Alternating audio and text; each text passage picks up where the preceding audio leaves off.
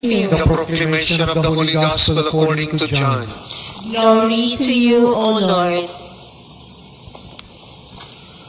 John the Baptist saw Jesus coming toward him and said, Behold the Lamb of God who takes away the sin of the world. He is the one of whom I said, A man is coming after me, who ranks ahead of me, because he existed before me.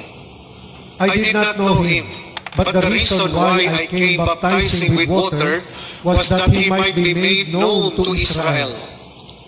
John testified further, saying, I saw the Spirit come down like a dove from the sky and remain upon him. I did not know him, but the one who sent me to baptize with water told me, On whomever you see the Spirit come down and remain, he is the one who will baptize with the Holy Spirit. Now I have seen and testified that he is the Son of God.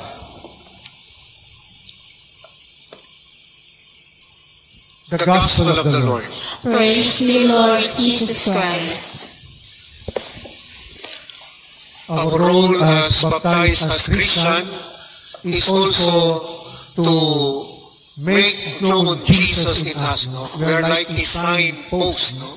Like here, no, in Raptoris, particular, or like going to tram, no? So there's a post, this way to tram, this way to St. Joseph. So as Christian, we're like also a sign, a post that will lead people to the Lord.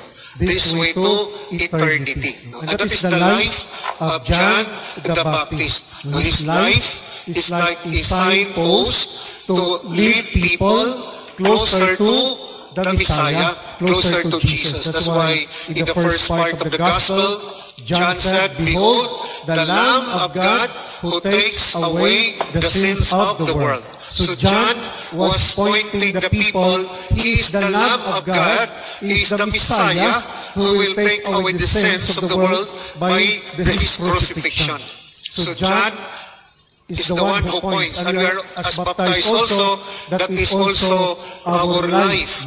We have to point our brothers and sisters to the Lord.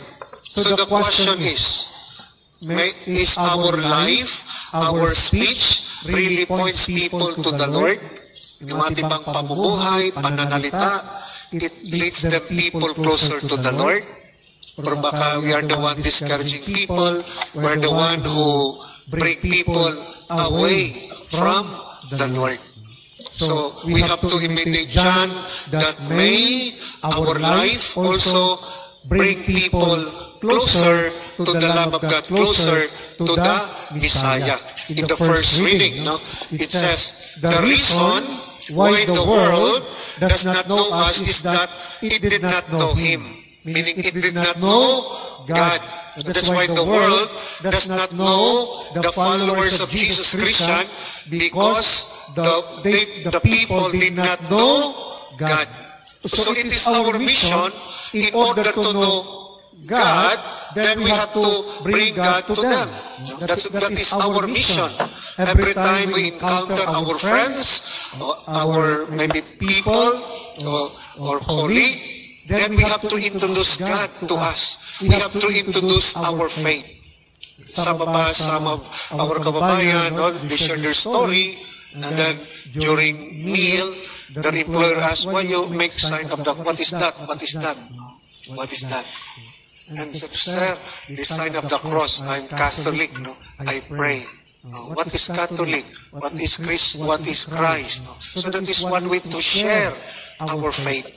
That's why the world will know God if we live our faith.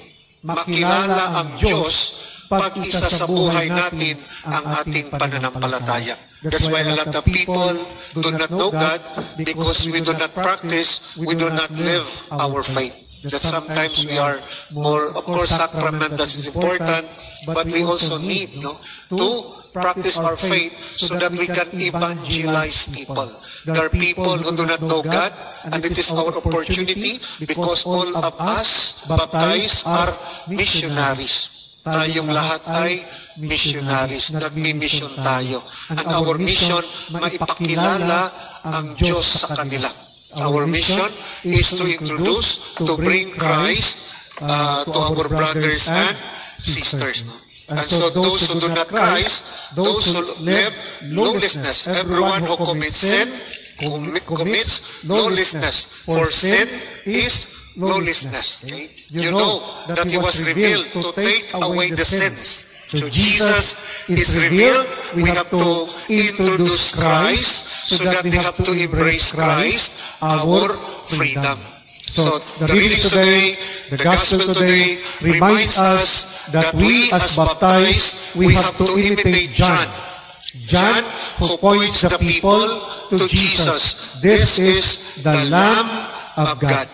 And that is also our mission, that may our life, our action, our speech, we may lead people, bring people closer. So today also we celebrate the holy name of Jesus. That's why if you notice every prayer in the Mass, we ask this through Christ our Lord. Amen. No? Even in casting out demons, in the name of Jesus, lias. So we use also the power, the mighty name of Jesus. No? But we should not use it in vain. But we use it to glorify God, to protect us.